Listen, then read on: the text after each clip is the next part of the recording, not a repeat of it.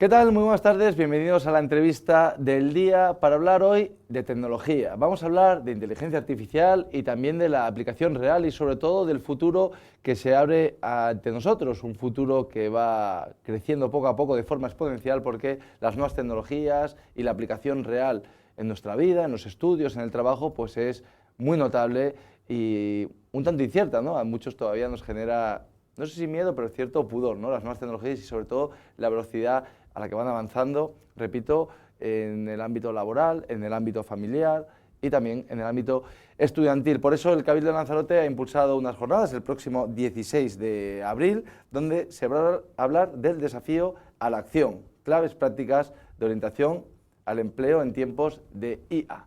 Y para hablar de estas jornadas y también un poco de su vida, que está muy vinculada a las nuevas tecnologías, como experta en la materia que es, está con nosotros Elena Corchero, que ha volado desde Londres, desde la capital del Reino Unido, para estar con nosotros en Lanzarote Televisión y hablarnos pues, de todo esto y mucho más aquí en la entrevista del día. Así que vamos a presentar ya a Elena Corchero. Elena, ¿qué tal? Hola, buenas tardes, muchas gracias. Bienvenida, lo primero. Encantada, encantada. Bueno, en primer lugar, Elena, si te parece, hablamos o haznos un pequeño resumen de qué nos vamos a encontrar el próximo 16 de abril en esa jornada. El desafío a la acción. ¿De qué se va a hablar? Bueno, pues se va a hablar, evidentemente, de lo que está pasando ahora con la inteligencia artificial, que tiene como dos extremos, ¿no? El extremo de todo lo que nos puede traer en el mundo y, a su vez, bueno, pues las dificultades que va a tener la gente al igual al adaptarse, los trabajos, etcétera. Y mi parte está más enfocada en ese lado de la responsabilidad de la tecnología y del lado humano. La inteligencia artificial, Elena, y las nuevas tecnologías crecen de forma exponencial. Sí. Lo que hoy es muy novedoso, quizá el mes que viene ya se queda casi antiguo y aparecen nuevas aplicaciones, nuevas evoluciones dentro de los mismos sistemas. ¿Tenemos, o sobre todo la gente joven, tiene que tener miedo? Bueno, a ver, te explico un poco los hypes, ¿no? Las subidas que hay con las tecnologías. Lo hemos visto con el blockchain, lo hemos visto con Meta, por ejemplo, con todo el tema del metaverso, etcétera, sube y baja. La diferencia de la inteligencia artificial es que es una tecnología base que se aplica a todo. Es como en los tiempos de repente llegó la electricidad. Entonces, no hay que tener miedo, sino que hay que intentar adaptarse lo antes posible a entender cómo trabajar con estas tecnologías, porque son herramientas, básicamente es una herramienta más, pero son herramientas que consiguen triplicar tu capacidad si sabes usarlas bien. Entonces son súper importantes. Y la parte humana, ¿no? Que tu charla va a ir un poco enfocada, pues, entiendo que al buen uso, a entender qué se está haciendo, para qué sirve y desarrollar, ¿no? Pues, todo ese potencial de la IA en favor del ser humano, ¿no? ¿Puede ser que esa inteligencia artificial nos haga menos humanos o que nos haga más distantes como sociedad? Bueno, ya hemos visto lo que pasa con las redes sociales, ¿no? Que es como si la humanidad entera se ha convertido en un experimento y ya estamos viendo los resultados. Claro que hay posibilidad de que la inteligencia artificial, como has dicho antes, porque se mueve a tal velocidad y además tiene un alcance global, sí que habrán áreas que solo se podrán estudiar después de que hayan pasado, y por eso el riesgo, ¿no? Porque si pasa cualquier cosa, pasa instantáneamente en todo el mundo. Pero, sí, porque evolutivamente cualquier cambio trascendente que ha habido en la sociedad a lo largo de la historia de la humanidad llevaba mucho tiempo y te preparabas y te podías adaptar porque no era de un día para otro, pero las nuevas tecnologías, la inteligencia artificial, estamos hablando de periodos de tiempo muy cortos. Sí, y además de que está en las manos de muy pocos. O sea, los que dirigen estas tecnologías están muy, muy centralizados. Entonces, por eso es súper importante que la gente joven esté muy al día y que vayan aprendiendo. Luego está la responsabilidad de las empresas para asegurarse que nadie se queda detrás y tratar a todo el mundo como tal ser humano y asegurarse que todo el mundo tiene las mismas oportunidades y que ayuden al aprendizaje. Y bueno, muchísimas áreas más que ya se verán en la charla. En la charla. Bueno, aparte de Elena, también hay otros ponentes, ¿no? Que participarán, ¿no? Entiendo que se dará diferentes puntos de vista y se abordará, ¿no? Desde diferentes perspectivas. Exacto, sí. Mi enfoque es más eso. La IA también no es solo lo que vaya a pasar con los trabajos, etcétera, sino que al automatizar algo, al quitar el humano dentro de, sobre todo, la toma de decisiones, ahí sí que hay un factor de riesgo alto de cómo puede afectar a la humanidad, y ya hay varios casos que se han tenido que cerrar en Estados Unidos de cómo se utilizaba la IA para automatizar temas jurídicos, quién va a la cárcel, quién se queda, etcétera. Entonces, gracias a Dios ya se han visto problemas y ya se está, como si dijéramos, regulando mejor cómo se usa la IA en tema de tomar decisiones. Y hablando, vamos a decir, de esa toma de decisiones que en muchas ocasiones o hasta la fecha pues depende de un ser humano. Exacto. Te quería preguntar, Elena, como tú eres especialista en la materia y conoces bien cómo funciona además el mundo tecnológico, además en la capital del Reino Unido, en Londres, ¿no? Que entiendo que estarán más avanzados que Lanzarote. Ahora te pregunto un poco un poco por tu vida allí, pero ¿cómo crees que ha afectado o está afectando la inteligencia artificial, este desarrollo tecnológico, no sé si desmesurado, pero frenético desde luego? ¿Cómo está afectando a nuestra salud mental? Porque sí que es verdad que las patologías, sobre todo en edades tempranas, en edades de adolescencia, depresiones, ansiedades, etcétera, etcétera, hasta casos extremos incluso, parece que han ido increciendo con el paso de los años.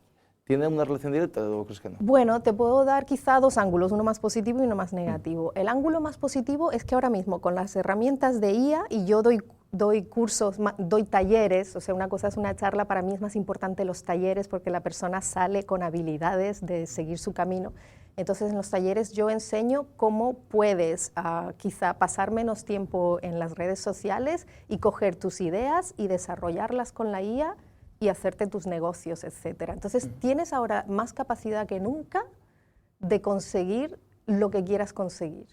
Pero luego está el lado, no necesariamente negativo, pero en el que hay que tener más cuidado, es cómo se está utilizando mucho la IA como, si dijéramos, como terapeuta. Ahora mismo mucha gente pues utiliza la IA para sustituir al médico, por ejemplo. Sustituir al médico, pero incluso luego ya sustituir pues, a la pareja o al amigo. A la pareja me refiero en el lado más de conversación, no en nada íntimo, sino me refiero más bien a pues, cosas que al igual antes las hablabas con la pareja, ahora las hablas con la IA o con los amigos o tal. Y te puede cerrar, sí, vamos, que son áreas donde hay que tener cuidado porque en realidad todas estas herramientas son experimentos, es lo que quizá tenemos que tener más, Por ejemplo, ojo.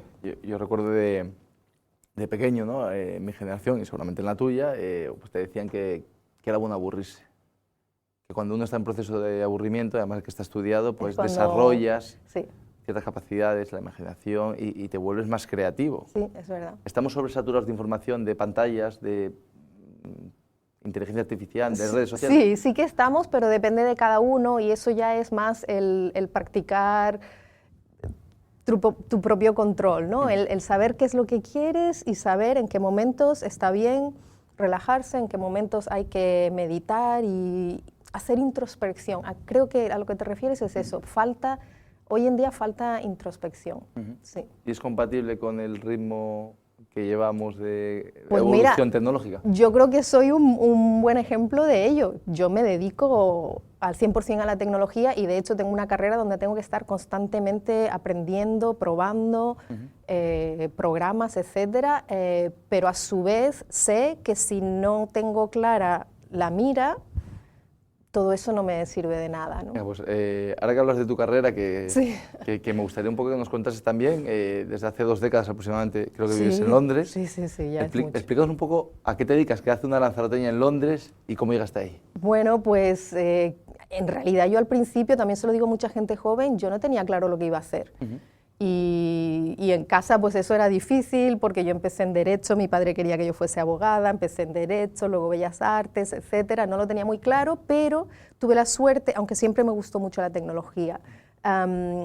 Mi padre había sido ingeniero también y mi madre diseñadora de moda, entonces yo estaba entre el arte y la tecnología y pensaba que tenía que elegir. La suerte mía fue que estando en Tenerife haciendo Bellas Artes, cogí el Erasmus a Alemania. Y en Alemania sí que se estaban especializando más en diseño de producto industrial. Fui a la Universidad de Volkswagen, entonces era más cosas de tecnología. Y allí me di cuenta que no tenía que elegir voy a trabajar en el arte. Sí, que podía ser complementario. Que podía complementarlo, y entonces me enfoqué a ese lado creativo y humano de la tecnología, y en realidad es casi lo que me ha ayudado más en mi carrera, que no soy solo tecnóloga o solo esto, solo aquello, sino que soy multidisciplinar, pero también las cosas que imagino las puedo construir, no se quedan solo en papel. Yo aprendí a hacer programación, a hacer electrónica, hardware, entonces si tengo una idea voy y la construyo, y eso creo que ha sido la diferencia. Y así, dando tumbos, estuve en Estados Unidos, en el MIT también, entonces dando tumbos por aquí y por allá, al final acabé en Londres y muy bien, porque la tecnología en Londres evidentemente es muy puntera. Sí. Y en Londres, bueno, pasaste por Estados Unidos, por el MIT, que entiendo que, no sé si es la meca, ¿no? Entiendo. Bueno, también tuve suerte porque no lo sabe mucha gente, pero el MIT Media Lab, está el MIT donde estudian así como los más cocos del mundo, ¿no? Sí, por eso no me meto en ese ámbito, pero luego tienen el Media Lab, es un proyecto súper interesante de Nicolás Negroponte, que él vio que había gente con mucho talento, pero que no encajaba en una carrera. Entonces les llegaban al MIT gente con mucho talento, pero que no los sabían meter en una caja, como si dijeran. No los podían encasillar. No los podían encasillar. Entonces crearon el Media Lab. El Media Lab es un sitio donde ahí acaban los medio perdidos, pero que tienen muy buen coco, como si dijéramos. Pues yo tuve la suerte de que decidieron abrir uno en Europa y abrieron uno en Dublín. Y cuando yo me enteré, pues yo fui a verlos. Fíjate tú, yo creo a veces la ignorancia de ser joven y tal. Yo fui a verlos y allí los conocí, y tenían solamente una norma, que no podían contratar a gente que no fuese europea. Entonces, claro, yo al igual no habría podido competir con los americanos. No los sabré nunca, vamos, pero tuve la suerte que como solo cogían a gente europea, pues yo pedí plaza. Eso sí ya fue muy difícil porque son unas entrevistas y unos trabajos que tienes que desarrollar, pero conseguí entrar, y ahí de verdad sí que creo que fue donde se me cambió mucho el mundo, porque ya no te ves como la rara, que no encajo en ningún sitio, sino que ves que hay mucha gente igual. Empezaste a encontrar ahí un poco tu camino. Sí, y porque te dan todas las herramientas para desarrollar tus ideas, etcétera. Sí, es increíble. Y de Dublín diste el salto ya a Londres. Y luego ya de Dublín di el salto a Londres. Y en Londres exactamente, más o menos, 20 años, sí. No creo que se puedan resumir en pocos minutos, pero ¿a qué te has dedicado exactamente dentro de Dublín? ¿Todo siempre relacionado a las nuevas tecnologías? Yo hice allí mi máster, un máster que se llama Materiales Futuros, para aprender más sobre nuevos materiales y cómo integrarlos con la tecnología. Y luego de ahí yo quería encontrar trabajo como cualquiera, ¿no? Pero claro, yo tenía una especialidad un poquito rara. Me especializaba en los wearables, que son pues los relojes inteligentes, las tecnologías que llevas puestas. Y la casualidad es que hice un par de diseños y consiguieron bastante publicidad, incluso premios, y entonces la gente quería comprar mis diseños. Y entonces empecé una empresa. ¿Te independizaste ahí? Y me independicé. Luego ya, muchos años después, 15 años después, uno de mis clientes me quiso contratar a tiempo completo y estuve trabajando 6 años con este cliente hasta hace poco. Y en esa etapa de tu vida, ¿qué diseñas exactamente? ¿Relojes inteligentes? Todo relacionado con tecnología, ¿no? Pues me adapto súper bien a cualquier tecnología, sobre todo hago muchas integraciones de tecnologías para interiores. He diseñado platós de televisión con tecnologías interactivas, espejos inteligentes para eventos, hoteles, vamos, lo que me echen. De todo un poco, ¿no? De todo un poco. Yo creo que el secreto también de mi carrera, y no sé si es por ser de aquí y el querer siempre ver el mundo, es que siempre, yo le digo a la gente un poco, yo siempre he dicho que sí a todo, y alguien me decía, ¿quieres hacer esto? Venga. ¿Sabrías hacer aquello? Venga, tal. Y que también en el Media Lab es que la gente es muy así. Se atreven con todo, y lo que no sé lo aprendo, lo intento, colaboro. Y si no es osado por mi parte, ¿cómo es la vida en Londres? Bueno, se vive bien, ¿te gusta? Es hiper ajetreada, o sea, cuando vengo aquí... O sea, entre Lanzarote y Londres pues, claro, como la noche y el día, ¿no? Exacto, los más opuestos que te puedas imaginar. Quizá la suerte mía es que como de vez en cuando yo me escapo aquí, pues entonces tengo más equilibrio en mi vida. Pero vamos, que sí, que si estuvieses toda tu vida entre Estados Unidos, Inglaterra, Japón, ¿sabes? Si tuvieses esa vida china, como me comentabas, es estresante. Es muy difícil estar al día a día y ahora muchísimo más, muchísimo más. ¿Cuál es también un poco, Elena, no sé, la percepción que tiene, porque el británico históricamente ha sido el turista más, bueno, más habitual en Lanzarote, ¿no? Luego a otras islas quizá los alemanes ganan los británicos, en el caso de Lanzarote es claramente el sector número uno, ¿no? para nosotros. Tú que llevas tiempo allí, ¿conocen Canarias? ¿Hay una buena imagen de Canarias, de España? Tú como lanzaroteña llegas ahí, hoy soy de Lanzarote, ¿la gente lo ubica? Pues hay un poco de todo. Yo creo que casi que a veces cuando me cruzo con alemanes conocen más la isla, ¿Ah, sí? que al igual los británicos son más, estoy generalizando, son más de venir a desconectar completamente y estar en el hotel y relax, que yo lo entiendo porque en Londres hay poquísimo sol, ¿sabes? Es estresante, etcétera. Entonces yo entiendo que quieren desconectar. Pero lo que sí me dice cuando alguien que ha estado en Canarias y me conoce allá en Londres me dicen, ¿tú qué haces aquí? ¿Tú qué haces en Londres? ¿Por qué no sabes? ¿Por qué no estás en Canarias el resto de tu vida? Lo ven como el gran paraíso, evidentemente. Sí. Claro, precisamente por eso hay mucha gente que conozco yo aquí en la isla que comenta, ¿no? Que durante una etapa de tu vida está muy bien salir, conocer, viajar, vivir en otros sitios que vamos a decir que puedan ser más enriquecedores o que te permitan más crecer profesionalmente porque hay más posibilidades, pero luego al final casi todo el mundo coincide en que quiere volver a Lanzarote o a Canarias. Sí, y esa es la ¿Es tu etapa... caso? ¿Tú crees que vas a volver a Canarias a vivir? O... Sí, es la etapa en la que estoy ahora. Creo se te queda pequeño, porque también hay gente que se le queda pequeño, que dice, oye, yo Lanzarote se me queda pequeño. Bueno, es que yo creo que hoy en día viajar no es la traba que era antes cuando yo me fui. O sea, es que hoy en día tienes todo el mundo a tus manos, pues primero porque tienes la tecnología que te hace ver lo que hay en cualquier sitio y segundo porque puedes viajar. Entonces yo veo el volver una opción genial. Lo que sí, me estoy informando y al igual falta un poco más información de qué hay aquí para los canarios que se han ido fuera. ¿Qué oportunidades hay aquí? ¿Qué incentivos? Etcétera. Me estoy informando ahora y estoy empezando a desarrollar proyectos. Mi idea es venirme aquí ya con proyectos, porque eso sí, estoy muy acostumbrada a estar todo el día a saco, como quien dice, y no podría desconectar de la noche a la mañana.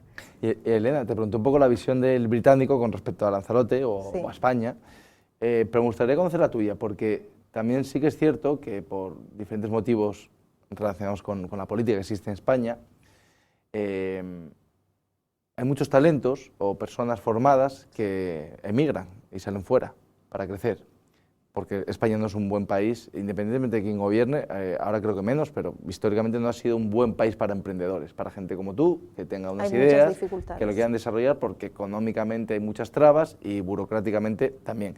¿Tú cómo ves a España para potenciar precisamente esos empleos raros o esa gente que quiere innovar o que quiere desarrollar una idea que no es convencional? Bueno, sí, te digo más bien la experiencia que yo he tenido en el extranjero en comparación con lo que veo que todavía pasa en España es, primero, montar una empresa es facilísimo y no tienes los gastos que hay aquí de ser independiente o de montarse una empresa, para nada, hasta que llegues a tener ciertas ganancias. Lo bueno es que ahora ya empiezan a haber iniciativas europeas que van a afectar a cómo todos los países europeos ayudan a los emprendedores. Eso está pasando ahora mismo. Entonces ya dentro de poco va a ser lo mismo en toda Europa, montarse una empresa se hace en 24 horas, te vale 100 euros creo, y ya está, y no hay más dolores de cabeza. Pero todavía está difícil, y luego tienes todo el lado de impuestos, etcétera, que... Vamos, desde mi punto de vista, muy limitante. Es muy limitante porque cuando estás empezando, sobre todo limitante para hacer cosas de riesgo. No es tan limitante para cosas muy seguras, pero es que lo bueno de la emprendedura es hacer cosas de riesgo. Entonces también yo he tenido la suerte de ganar muchos premios. En Inglaterra hay muchísimos premios con financiación para la innovación, para la mujer en el mundo de la tecnología, etcétera. Y claro, yo he tenido esa suerte y conseguir esa financiación. Y ahora que lo comentabas, Elena, te quería preguntar precisamente por tu papel como mujer dentro del mundo de la tecnología, que creo que está más orientado al hombre, o que hay más hombres que se dedican a las nuevas tecnologías. ¿Cómo lo vives tú en tu día a día? Todavía me cuesta comprenderlo, porque vale que cuando yo era más pequeña, pues incluso en el colegio te separaban, ¿no? Los niños hacían esto, las niñas aquello. Esto ya en los colegios no se hace, todos los niños hacen la misma actividad, pero sí que llega un momento donde hay esa barrera que en realidad no sé bien de dónde viene. Yo tuve la suerte de no tenerla, yo siempre me vi capaz de hacer tecnología, igual porque mi padre era ingeniero, etcétera. Pero todavía existe. Entonces mi papel es que yo hago muchísima publicidad para el mundo de la mujer de la tecnología, muchísimas charlas solo enfocadas en eso, incluso doy cursos de emprendimiento solo para mujeres también, porque hay una perspectiva un poco diferente, y me dedico a lo que se llama a veces el STEM o STEAM, que es STEAM, Science, Technology, Engineering, Arts and Maths, que es esa unión entre el arte y la tecnología. Y bueno, en general, que creo que es importante, al ser yo de aquí de Canarias y ser yo también mujer, que vean otras jóvenes que es posible tener una carrera en tecnología y que es fascinante. Elena, pues ya para ir concluyendo, porque nos quedamos sin tiempo, también me gustaría, ya lo citaste anteriormente, nombrar a tu padre, Juan Corchero, que recientemente fallecía, y bueno, de hecho sacábamos una noticia en la Televisión de la importancia que tuvo para la isla, ingeniero que se dedicó al mundo de la agricultura. Bueno, pues simplemente, ¿qué influencia ha tenido tu padre a la hora de desarrollar tu carrera? Pues una persona... Sí, bueno, creo que la disciplina y la perseverancia, o sea, era una persona, cualquiera que lo conociera sabía que mi padre no paraba, que tenía muchísimas ideas y que hacía todas las ideas que se le ocurrían, de alguna manera o de otra, las llevaba a cabo. Entonces yo tuve esa influencia desde muy pequeña, que creo que es la idea, y mi madre también al ser diseñadora, la idea de que si tienes una idea la puedes construir. Entonces eso desde muy pequeña él me hacía hacer actividades, hacer mis propios juguetes, etc. Luego él ya se hizo abogado de más mayor y por eso luego tuve la influencia de que él quería que yo hiciese abogado. Entonces ahí sí hubo unas dificultades en mi carrera, pero que al final me beneficiaron. La dificultad, yo creo, ahora que lo miro en retrospectiva, es que quizá yo le di a él una desilusión de no haber hecho la carrera que él quería, y entonces cuando yo decidí cambiar, me esforcé al máximo para poder ser un ejemplo. Y sí, siempre me inspiró lo trabajador que es y lo querido que era. Y poder ahora yo ser reconocida en mi isla, pues es un orgullo también. Pues Elena, nos quedamos sin tiempo del desafío a la acción. Muchísimas gracias. El próximo jueves te veremos por aquí por Lanzarote. Efectivamente, ya me estoy preparando. Ya te quedas aquí hasta el día 16. Entiendo, ya me quedo aquí bueno, estoy. Vas a disfrutar de, te iba a decir del sol no tanto, porque este año hemos tenido un invierno pues muy parecido al de Londres. Bueno, no tanto, está mejor, está muchísimo mejor. Ha estado bastante mal el tiempo. Gracias. Elena, muchísimas gracias por estar con nosotros. Hasta pronto. Y con este testimonio muy interesante de Elena Corchero llegamos al final de esta entrevista. Mañana volveremos con más invitados y con más testimonios.